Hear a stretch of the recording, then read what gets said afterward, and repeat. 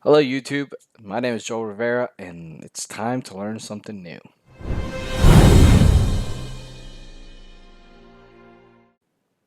All right, so I want to do a lab, a CCNA lab, pretty simple lab, um, but a very important lab to understand. It is what is known as the term router on a stick. And why is this important? Is because this is as basic of a network you really can find in the industry. Um, and it will allow you to start to understand the routing between different VLANs and using uh, .1Q encapsulation to see how traffic goes from one subnet to the other and only using one router, right? Um, so it's a good concept to start to understand if you're on your CCNA path. And we're gonna go and we're gonna walk through this lab together, and I want you guys to follow along. Um, and just so you know, down the link below, you'll see um, the link to my blog website, joelrivera.com, directly where you can get the same lab that I'm doing. Okay, I'm going to use EVNG to do this, but you can definitely simulate this on a different network. I mean, a different application like Packet Tracer, GNS3, or even if you had a real router and a switch and some user devices, you could do that as well. But this is just to follow a simple thing, and really you can do it on, like I said, on Packet Tracer or any other simulator or emulator like GNS3 um, or EVNG as well. Okay, just simple thing to do. All right, so let's start our path. So um, the first task that we're going to do is obviously configure the host names on both our router and switch. So I already uploaded um, the logical map. So I'm just going to do the connections so that we can, quickly go through this. I like this feature about EVNG. Makes it really easy. Um, Once you put the picture, you can just upload it and then quickly do these connections, and this will allow you um, to access all devices just by hovering over, and you get to keep the topology. So as you can see, the you know the topology is pretty basic. This was actually done on a previous um, lab that I'd done in EVG, so I just re-downloaded and redid the lab. So all right, okay. So first we're gonna do the enable password. That's gonna move us from user exec mode to privileged exec mode. Remember, you do everything in privileged exec mode or higher. Um, Now that we're in privileged exec mode, we need to go into global configuration. And we do that by doing configure terminal. All right, and then to change the host name as it required, all we do is type host name and R1.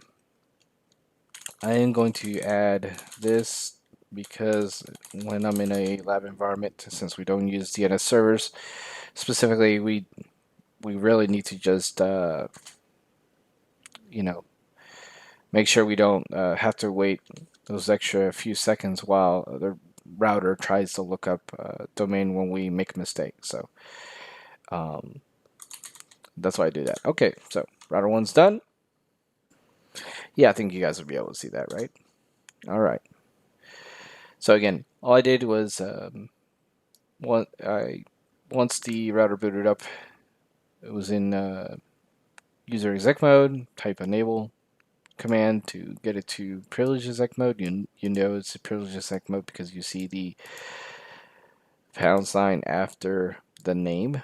And we wanted to match the name with the topology, so host name and then R1. You can change it to whatever you like. If you want it to be red router, blue router, green router, whatever, or whatever you want to name it, go ahead. All right. So now we did that. Let's move on to the switch, and I'm sure I'm going to have to change the font as well. I think that's better. All right. Again, enable command to move us from user exec mode to privileged exec mode, and then to get into the global configuration, we type configure terminal. One thing you notice is that I'm actually typing the full commands out. I'm trying to do that for you guys because obviously I could just do conft, but I kind of want you guys to, and you should do this as well when you're learning the basics. You know, write the full command, and as you do it, say it. The reason why you want to do that is because it will help you remember the commands, especially as you do them over and over again. Granted, you know, configure terminals are a very basic command. You know, you're gonna need to learn that one. But I mean, whenever you do the commands, you know, the show commands and everything, try to write them out completely. Yeah. Try not to use the shortcuts as much, okay? Because yes, you can use the shortcuts, but you want to get in the habit to, you know, say the whole thing, so that it stores in your memory, right? It's stored in your brain a little bit differently. You know, if you actually say the whole command, and as you say it, you know, type it fully, it'll help you out, right? Okay, that's just advice I'm trying to give. All right, so we're gonna do the host name, and this one would be switch1, right? And I'm gonna do the same as I did over there. No IP domain lookup. All right. And that should be the first task, right? First task was configure the host name on both the router and switch. And here we go. We have the example here. Exactly what I did. The only thing is I added a no IP domain lookup. You don't have to do that, obviously. All right, our second task. Configure the subinterfaces using 802.1q encapsulation, the router's interfaces. Subinterfaces should match VLAN IDs, right? Assign IP addresses in each of the subinterfaces using the identified gateway and subnet mask. For those who didn't realize, I already added a table with that information up here. You want to get in the habit of writing down when you do any type of engineering. You want to write down, document everything. And this is just a basic documentation of what we need, right? So we're doing 3 different VLANs, right? One's the user VLAN, one is the out-of-bound management VLAN, and the other is the server VLAN, which is like a typical, you know, if we were to have a small corporation, let's say Acme Corporation, this could be a simple setup when the corporation is starting. So that's why I used users, management, and servers. It's just typical that you would see that type of segregation, right? Because you don't want your common users who shouldn't be accessing certain things to have access to the management, right? So that's why we segregated traffic, and this is why router on a stick is a good way to understand inter VLAN routing and how it goes through. Okay, so let's go back to our task at hand. Configure subinterfaces using 802.1q encapsulation and the router's interfaces. Okay, so first and foremost, and I'm going to bring this up right here. First and foremost, we are we are using one physical interface, right? This guy right here, between the router and the switch. But on that physical interface, we're going to have sub interfaces, right? And those sub interfaces will have to have a VLAN ID associated, right? So here's our VLAN IDs that we'll be using.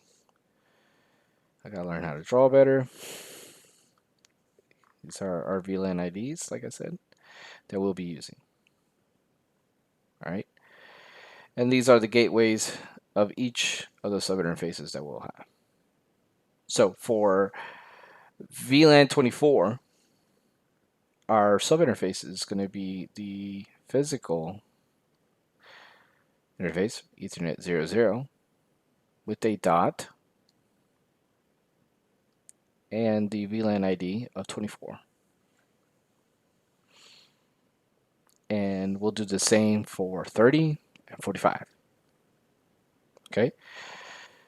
The physical interface needs to be powered on. Right? So the first thing we'll have to do is obviously make sure that our physical interface is powered on. So the way we do that is we go on to our router, back on our router. We go into global config mode, and we're going to get into the interface. Let me type that correctly and not have a fat finger. Ethernet 00, and we're going to do a no shut.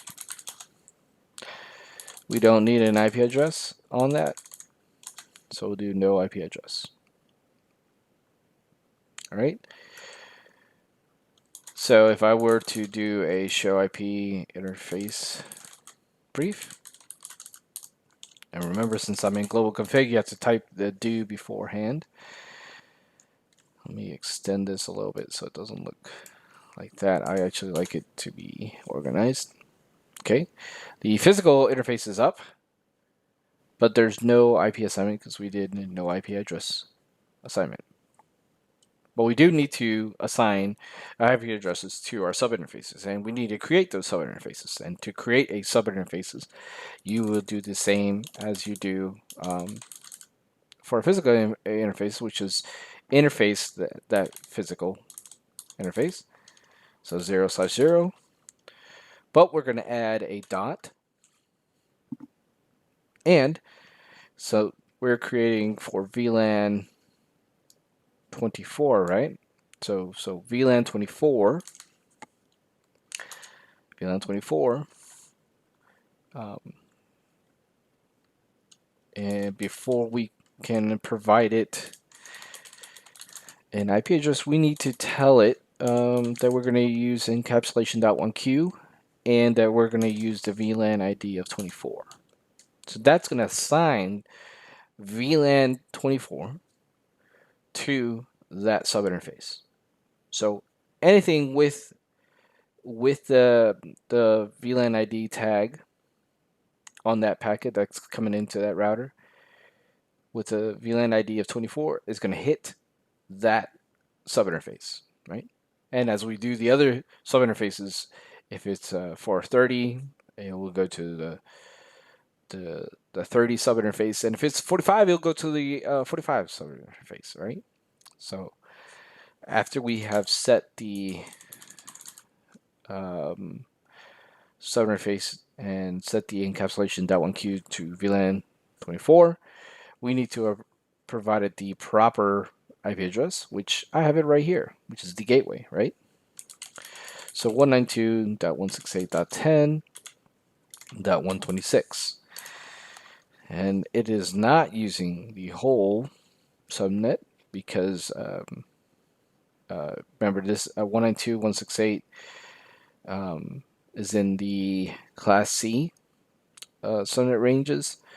So Class C default would be 255.255.255.0 or a /24 CIDR.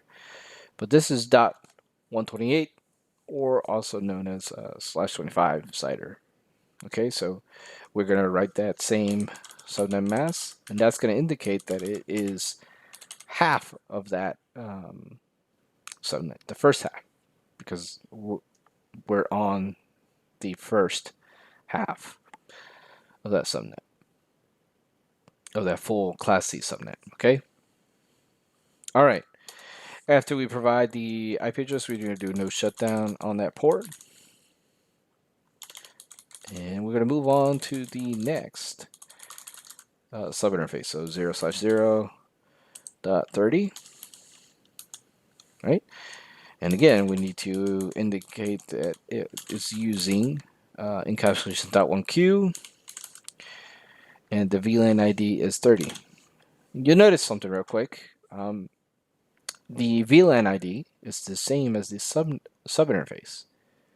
Now, technically, you do not have to use the same subinterface ID with the same VLAN ID, because we're indicating with the encapsulation.1q that it's going to use the VLAN ID 24 on that first subinterface. But you don't have to match it. But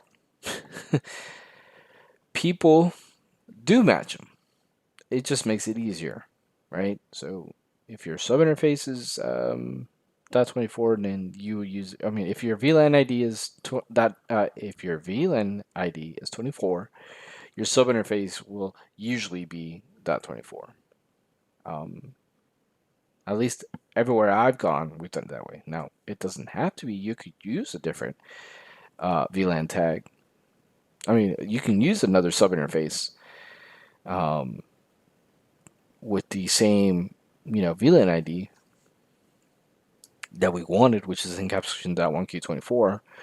But, to make our life simple, just use the same subinterface ID with the same VLAN ID, and you'll avoid confusion when you're doing it. But caveat that it doesn't have to be the same, because what is actually telling the VLAN what VLAN to use is the encapsulation.1q, right? All right, so we're going to do the IP address, and again, this is the gateway for that subinterface. So 192.168.10.158. And the subnet is actually smaller, right? We're actually using a /27 CIDR, which ends with a .224 on the fourth octet. And that tells me that it is basically 32 IP addresses with only 30 usable IP addresses. Because obviously the first IP address is the subnet, which is .128, and then the last IP address of that subnet, which is .159, would be the broadcast. And in this lab, I'm using the last available IP, as you guys can see, as the gateway address. In most cases, you either use the first available IP address or the last available IP address. I tend to use the last available IP address, but it doesn't matter. You can use the first available IP address. Technically, you can use any IP in that subnet, right? But the general rule is either use the first available IP address or the last available IP address, right? And I said last available IP address because the last IP address in that subnet would be the broadcast address, right? So we can't assign the broadcast address, and we can't assign as well the gateway. We can't assign the subnet IP address as a gateway. So there you go. All right, and let me speed this up because I'm really eating up time. All right, so we're gonna go 0/0.45, right, to get into the next sub interface. And remember, we need to set the .1q encapsulation to 45 because the VLAN that we're using is VLAN 45. And then the IP address that we have is the gateway that is listed in our table. So IP address 192.168.10.190, and our subnet mask 255.255.224, which is again as the previous subnet. It is a /27 with 32 IP addresses, only 30 available IP addresses for host. And that's it. So once we finish that, we can do a show IP interface brief after we have exited the global config, right? So our physical IP address, our physical interface does not have an assigned IP address, right? But it is turned on, so that's why it's up. And our sub interfaces each have their own VLAN ID and their own IP address of the gateway. Okay. And if we were to do a look at the routing table, so show IP route,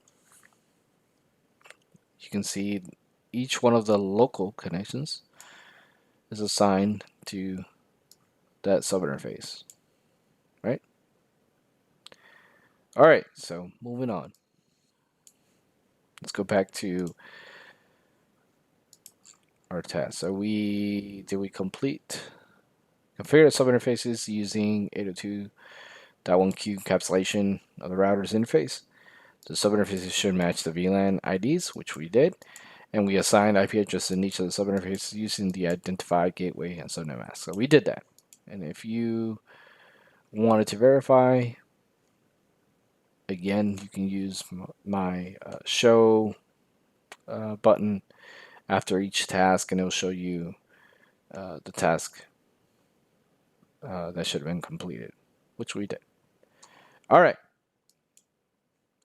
What's our third task? Our third task is verify that the ports are up and operational, and that they have the correct IP address assigned on each subinterface, which I did do that, right?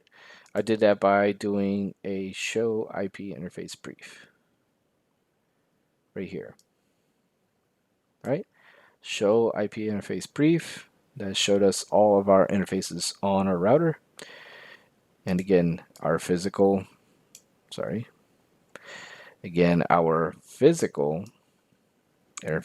is up, it's turned on, but it does not have an assigned IP address. But our sub interfaces our sub interfaces do have an assigned IP addresses, and they are also on. Okay, so we're done with the router for now. I'll minimize that.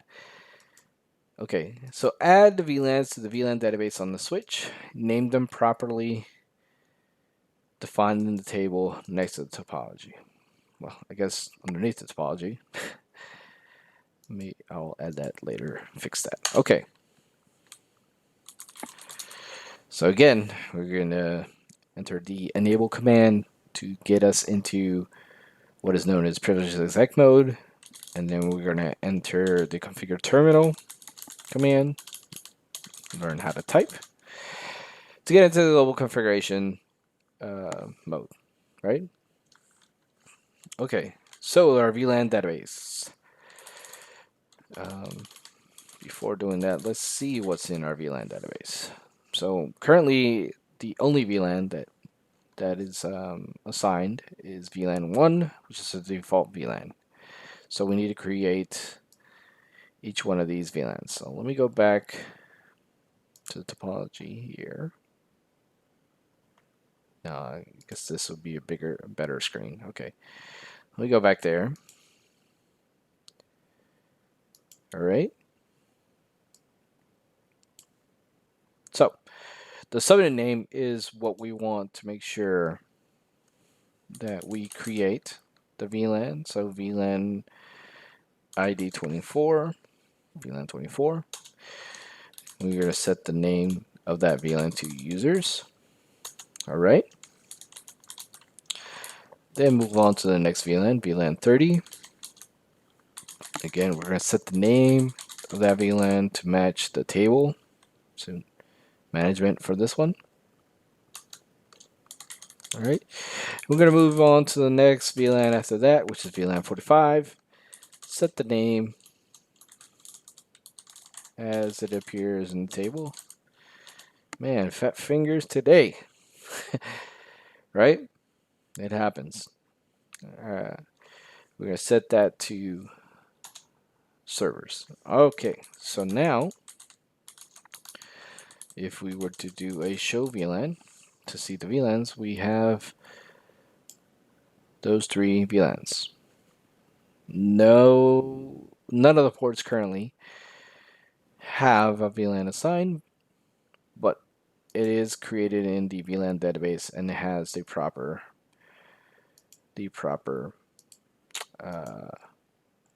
description name. Okay, so and that should be it for for task 4. So add VLANs to the Vlan database, which we did. Name them properly, and which we did. And if you wanted to verify if you did it correctly, and you're not following my video, you can look at the show command. The show button underneath the task to verify that you did it correctly. All right, so task 5. Task 5 is by default, trunks allow all VLANs. Configure the trunk on a switch and prune the VLANs allowed to match the sub interfaces. Okay, so we want to create a trunking VLAN. So let's go back here. Let me erase this. Ooh, right. So we have that physical interface with those sub interfaces properly assigned. And on the switch, we are going to use a trunk, right? So on the switch, we can either do a trunk port or we can do an access port, right? Our access port are for our end user devices.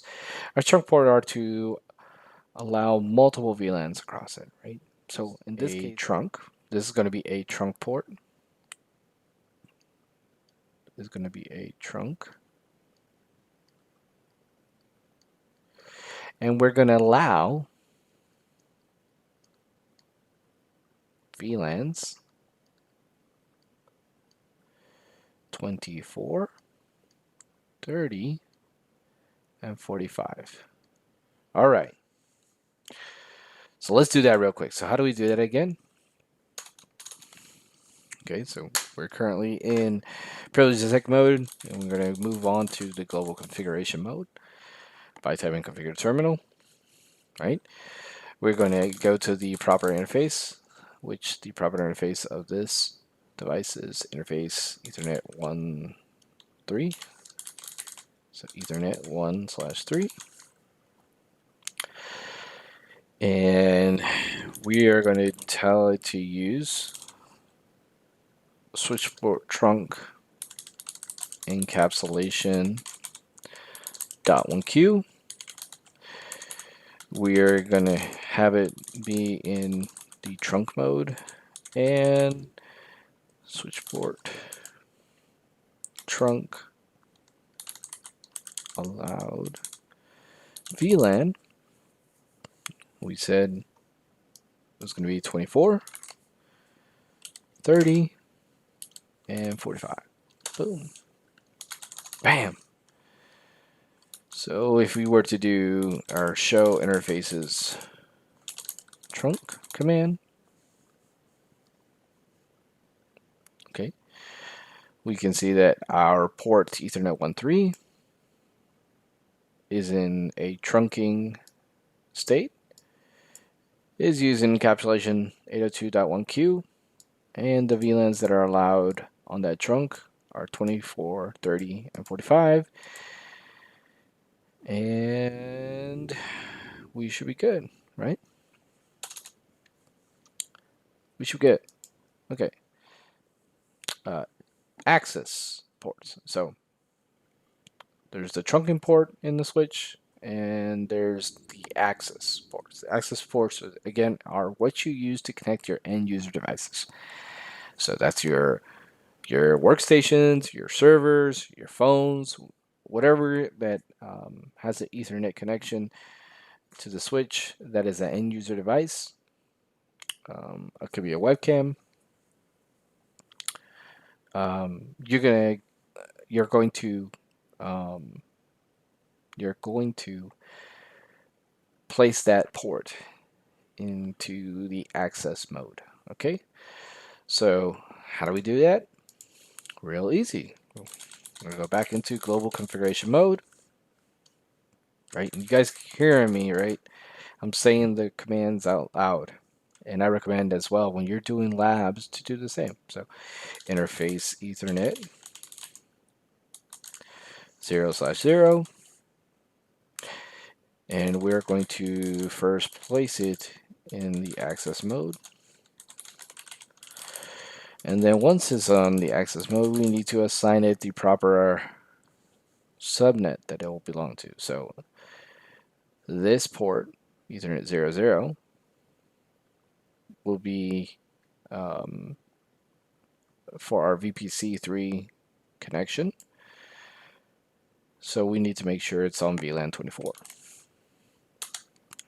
All right.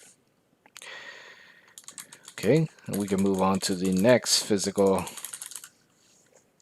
port, which is our 01.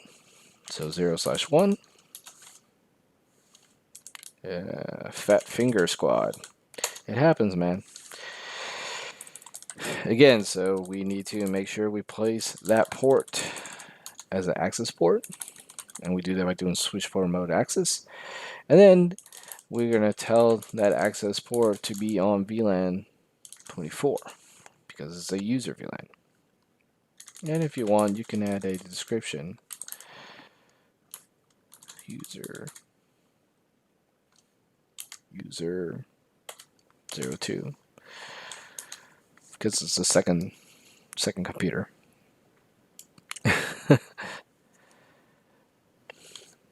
Put the description you want. I usually would do the type of device that's connected to it, or the description of the device. So this is going to be a workstation, so user 02 should be fine. Okay. Let's move on to the next port, which is 02, which is our management interface, right? So interface Ethernet 0/2. And again, I keep forgetting and doing fat fingers. It happens, man. I tell you. Switchboard mode access. Switchboard access VLAN 30, right? Because it's the management VLAN, management port. Okay. And we're gonna move on to the last port, which I believe is 03. Yep, 03. That's our server port. So Ethernet 0/3. Again, we're gonna set it to access mode by doing switchboard mode access, and we're gonna set the VLAN to switchboard access VLAN. In this case, 45, because that's the server VLAN. Okay. I'll just write a description for this one as well. I don't know. Let's call it web server. Not really web server, but we'll just call it a web server, right? Okay. So let's move back to the task at hand. All right. So task 5, which was by default, trunks allow all VLANs, configure the trunk on the switch, and prune the VLANs. We did that, right? We did that by doing the command earlier, right? We interfaced the physical physical port of Ethernet 1.3. We set the encapsulation .1q because it's using .1q encapsulation. We told it it's going to be a trunk mode, and if you'll see, you have to in some switches, and this switch in particular as well, you have to set the encapsulation first. So you do that switchboard trunk encapsulation .1q, and then you can change it to switchboard mode trunk. Okay. And then to prune the VLANs that we only want, we did switchboard trunk allowed VLAN 24, 30, and 45. Okay.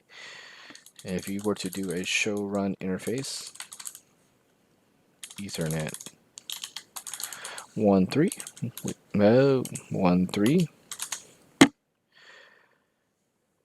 we see that it is mode trunk. We're only allowing 24, 30, and 45. And our trunk encapsulation is set to .1q instead of ISL. ISL is the Cisco proprietary encapsulation, but for the most part, the industry standard is .1q. So .1q is what we put. Okay, so newer Cisco switches, you may not have to enter this command, but some of your older switches, you will have to enter this command first. Okay, so just a caveat on that. All right. Now let's move on to our test 6, which we did as well. We configured each of the access ports, right? So 24 and 24, and then 30 and then 45, right? And again, you can use the show button to view how I did it as a check on learning to see if you did it properly as well. All right, and we're going to verify the switch ports, and we do that by entering the show interface status command. Show interface status command, right? To show us that our ports that are supposed to be access ports are indeed access and are in the proper VLAN. So 24, 24, 30, and 45. That is correct. And our trunk port, which is set to trunk, and it's connected. All right, now we got the last task at hand, which is configuring our virtual PCs. So we'll go back to our topology. Okay, let's access VPC3. So first, we're going to set the PC name. So you do that, set PC name VPC3. And then I'm going to set the IP address. So IP address. No, just IP, right? Just IP in the virtual PC simulator is just IP, and then the IP address. So this device is going to be .1. So it's going to be 192.168.10.1, and it is a /25 because the subnet mask is 255.255.255.128. So that's a /25 in the CIDR notation.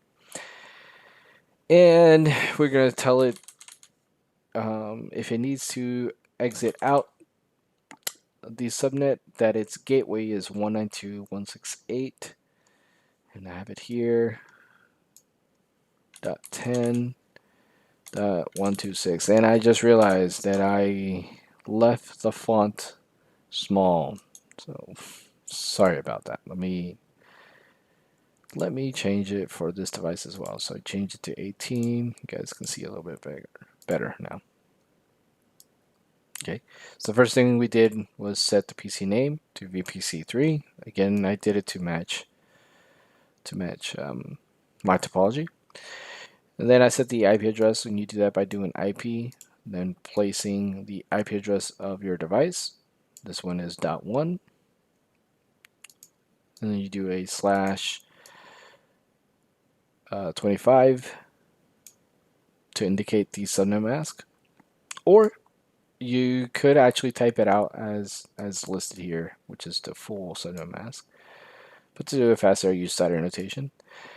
And then the gateway IP, which is our router's subinterface 24 IP address. All right, so now that we did that, let's do a quick ping to the gateway. So 192.168.10.126, and we are successful. So that traffic, okay, and let me use this other picture because it's a little bit bigger.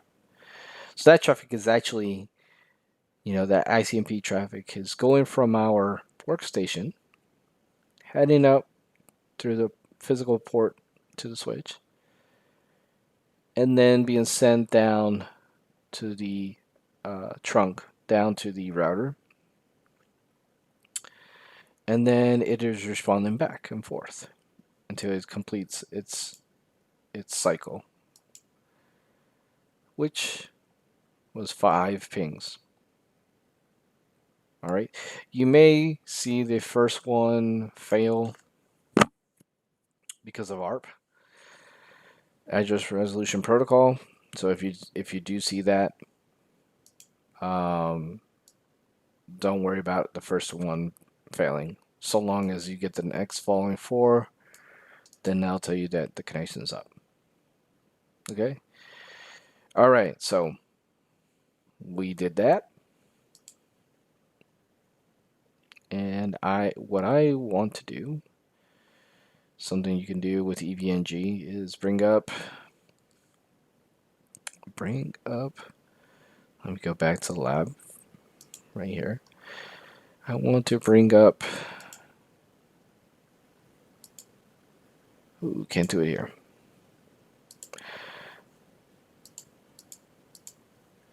I actually want to bring up a packet capture. So we're going to packet capture 0/0.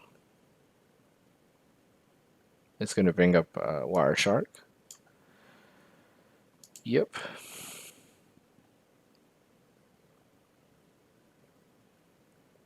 I want for you guys to see what's going on. All right, so let's do that ping again. Bing, bing, bing, bing.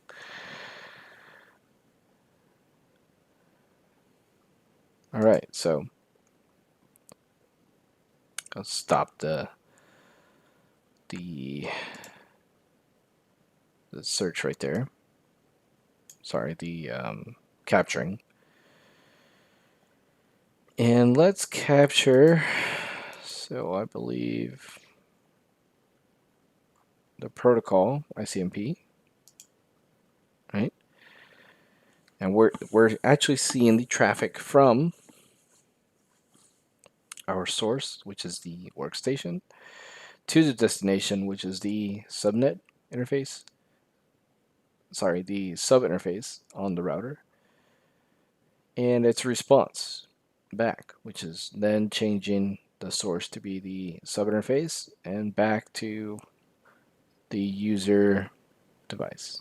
Okay, so I just wanted you guys to see that. So it's a nice nifty trick that EVNG allows you to do, so you can actually see the traffic going through. Okay. And another thing, right? Let me highlight here so you can see this. Okay. 802.1q virtual LAN with the ID of 24. As I said, that packet is going to be identified with the VLAN ID of 24, and that's going to indicate to the router that it belongs to the VLAN to the subinterface 0/0.24. Okay, so there's an example right there. All right. All right, I'm gonna shut this down because we don't need that again. Let's go back to our logical map just to keep it up. All right, and then our next device Let me change the font before it's too late. Okay, so change. Boom. Okay, set the PC name to VPC 2. No, 5, I believe. 4. VPC 4. All right. I'm going to set the IP address. And the IP address of this device is .2, so 192.168.10.2. It is a /25. And its gateway is 192.168.10.126.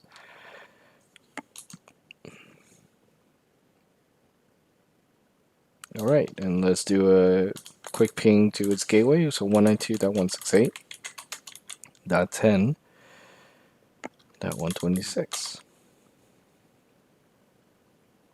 Bam. And we're successful. Now let's speed up this process and do the rest real quick. Okay. So we first set the PC name.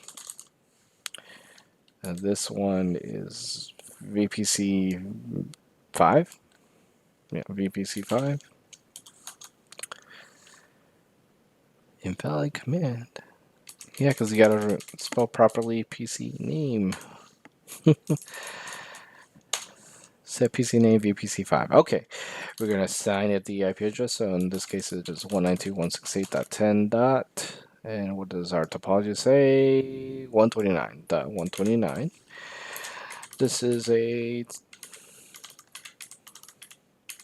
different subnet mask.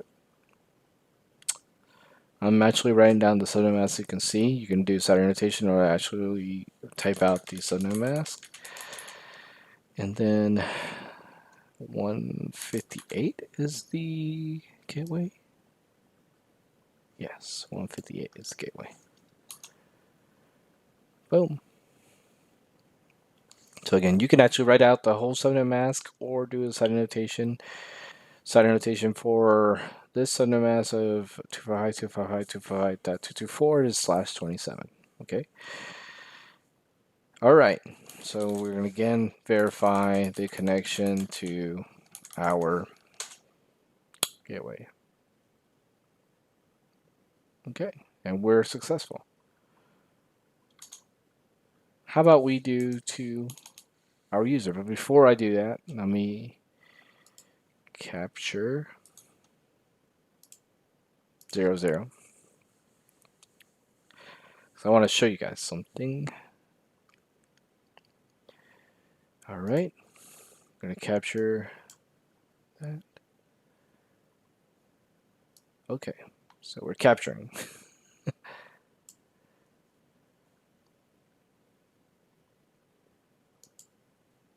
All right. So what we're doing here, let me bring up this drawing, which is a little bit bigger. What we're doing here is we're going to be pinging from this device, and it's going to make its way to the switch. Then from the switch, go down the trunk to the sub interface. And once the router sees it, right, he's going to see, oh, it needs to go to our user VLAN, which is VLAN 24. It actually doesn't know it's a user VLAN. It just knows the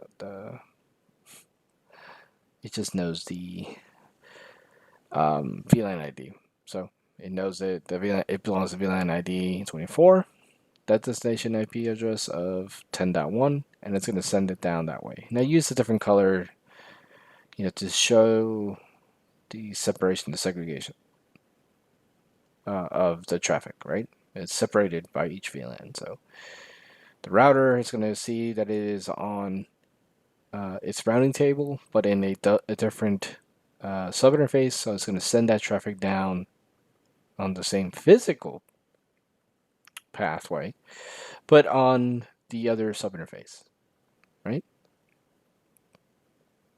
So that's what's going on, right? We're gonna see the traffic from this guy hitting the router, and then changing down a different path to hit this device over here, and then it'll return back in response. Well, we're hoping, if we did everything properly, that's the case, to the management device. Okay, so let's do that again. So pinging that user, and you can see that there is a positive response. So we're getting a response. So the traffic is working. So we're cooking. And to show that it actually did that, so we were capturing, and we can see. Let me stop it right here. Let's look back. So here we see the ICMP pings, right? The request and reply. Request and reply.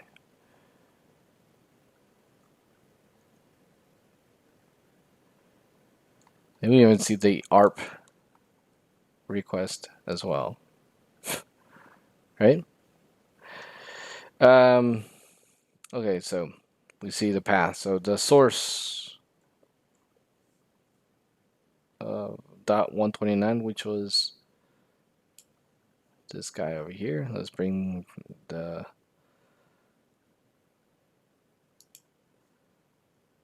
129, right? 129, let me erase that so you can see it. 129. And the destination of .1. 129, destination .1. Again, so the initial pathway is using 802.1q30. But we'll see in the next, it's going to change to 24, right? So there was, again, an exchange. So it hit the physical interface, sub-interface of .30 when it received that first initial ping. And then it responded back. This device responded back, and when it returned back, changed the VLAN ID of that packet to 24. Right? And actually, no, I said it wrong. So the ping request, which is that initial ping, goes into that router on that VLAN ID, and it still hasn't got to the device. So it hits that port. The router changes, realizes that destination is on a different. And we go back here. Route on the routing table, but on show, well, not show run, show IP route to see the routing table. Right? So it is showing it on a different local connection of the sub interface, right? And we see that right here. Down 24. So that path, like I said, that packet, that ICMP packet hit here and then went down to this guy. And then the response back, which is the reply, request and then reply, to tell that it was successful. And again, the response back is it's on VLAN 24 for that user VLAN. It hits that router, and then that router switched it to VLAN 30. All right, so that's basically the gist of everything that we're gonna do. I'm gonna just redo real quick the server VLAN. But we're practically done. We did everything. We just have to do the last configuration here. But you guys saw the traffic, so you saw how it went through, how it processed through. You saw it go from one VLAN to another on that router using that router's sub interfaces. So there are different technologies that we've seen in this lab, right? So this is called a router on a stick. It's router on a stick because it's literally router with one stick, which is the connection to the switch, with multiple VLANs on that same physical port, right? So we have 24, 30, and 45. Sorry, 24, 30, and 45. So that is using a trunk port on the switch with the encapsulation of .1Q. Our subnets, if we go back up here, were broken down. So we use variable length subnet mask, right? Because it's not all the same subnet mask size. And what else? We did ICMP. We configured, we prune, our trunk to only allow those VLANs. Yeah, so we basically did everything. I'm just going to set the IP address real quick on this guy. I don't remember off the top of my head. Okay, so IP address 192.168.10.161, I believe. Yeah, 161/27 and 192.168.10.190. Boom. And I'm just going to ping the gateway to make sure we have connection to our router, which we do. And then let's ping 10.2.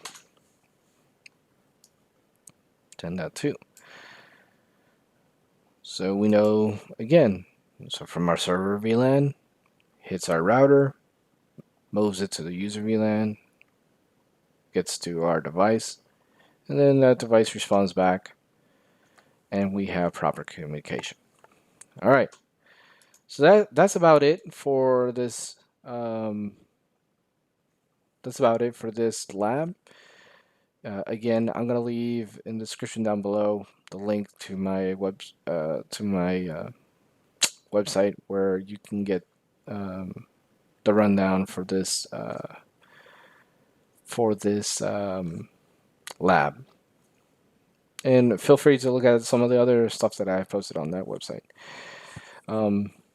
So this is going to be my first video of me coming back to YouTube. I had a channel 5 years ago where I reviewed tech. I'm a network engineer by trade, and this is my first video to basically create a new channel where I, along with you, if you're following, learn new things. And I wanted to do the first video of me doing a lab. And I'm going to do more labs, and if you want me to do more labs, write down in the comments down below. Obviously, if you liked what I did, hit that like button. If you dislike it, you can dislike it. It may hurt my feelings a little bit. And subscribe to my channel if you want to see more of this content. If you think I can improve on anything, please feel free, write down in the comments down below.